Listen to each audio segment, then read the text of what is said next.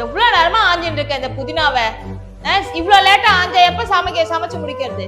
அத்தை வாங்கக்கா. குடிச்சிட்டு போ. அவ வந்திருக்க பாரு, காஃபி போடு போ. நான் பாத்து. வாமா வந்து உட்காருமா. என்ன அத்தை, புதினா சாதமா? ஆமாமா. சரி சரி அத்தை, நீங்க கிள்ளினே இருங்க, நான் ரெஸ்ட் ரூம் போயிட்டு வந்துடுறேன். எனக்கு காஃபி எல்லாம் போடாத, நான் இப்பதான் குடிச்சிட்டு வந்தேன். அக்கா நான் காஃபி போட்டுட்டேன்க்கா, இருங்க காஃபி சாப்பிட்டே போங்க. ஏண்டி உனக்கு எத்தனை தடவை சொல்ற தனி குத்துன போயிடுன்ட்டு?